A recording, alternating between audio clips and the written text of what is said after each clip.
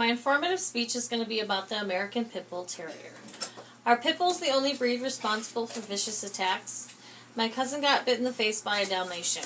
Also, when I used to clean houses, many times labs and small dogs would try to bite us. According to the American Veterinary Association, AMVA.org, over the decades, many different breeds have been blamed for different attacks. 70s, it was the Dobermans. 80s, the Shepherds. 90s, the Rottweilers. Today, it's the Pit Bulls. When are they going to start blaming humans? If you've ever been walking down the street and seen a pit bull and thought you're going to die, you're not alone. I'm no expert. I do have 2 pit bulls, but if I seen a pit bull, I wouldn't automatically think I was going to die. I would just take caution like I would any other dog that I didn't know. Society today is very misinformed about the American Pit Bull Terrier. Today I'm going to talk about the history, misconceptions, and the care that it takes to have an American Pit Bull Terrier. First, I want to discuss the history. According to the Animal Society of the Prevention of Cruelty to Animals, the ASPCA.org, in the 18th century, pit bulls were bred to help butchers control their livestock. They also helped transport barrels of coal out of the mines.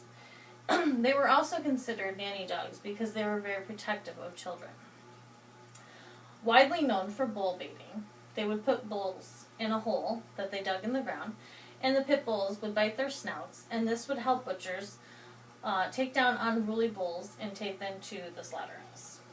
In 1898, the United Kennel Club formed. The first breed recognized was the American Pit Bull Terrier. They were called pit bulls because they used to fight the bulls in the pits. They can be used for service therapy dogs, for people with disability, anxiety, and depression. They make loving companions. They are empathetic and loyal. They are also used for service and tracking dogs and police dogs.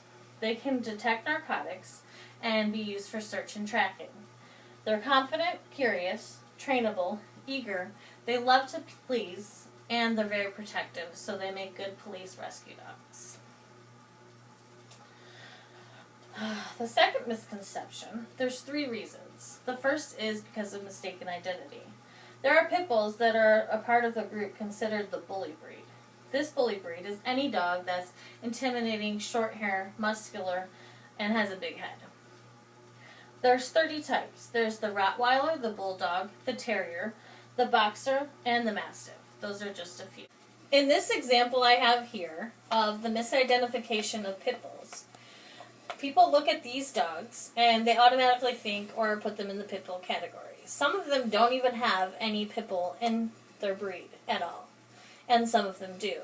But if you look at all those dogs, most people look at them and think they're all pit bulls. A second reason for misconceptions is because of the news and social media.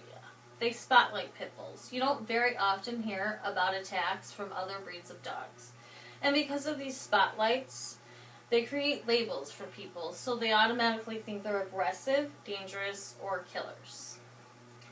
The last reason for misconceptions is the myths about pit bulls. There's a myth that they have the strongest bite, and they also can have lockjaw and never let go. That lockjaw myth has never been proven as fact.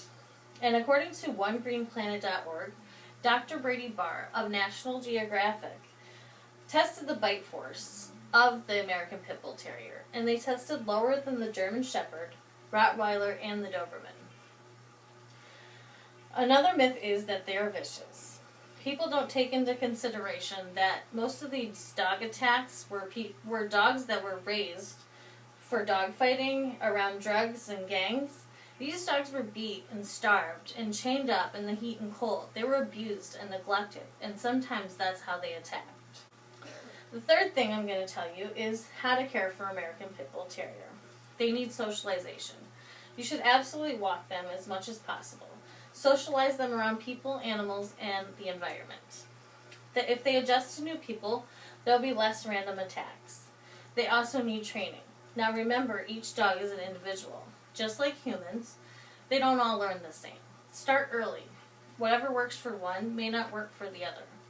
Always use positive reinforcement. Never hit or scream. Use things like treats, praise, and affection. Be consistent. Work with them every day. If not, it may cause listening problems. Caring for a pit bull is very hard work. You should never give up on them. They're stubborn, and you're always teaching them, but it will be worth it in the end because you will have a loving companion. People who give up on them throw them in the streets, and you have these homeless dogs all over the streets because people can't handle them because of improper training and due to overbreeding. Also, shelters are filled so much with this bully breed.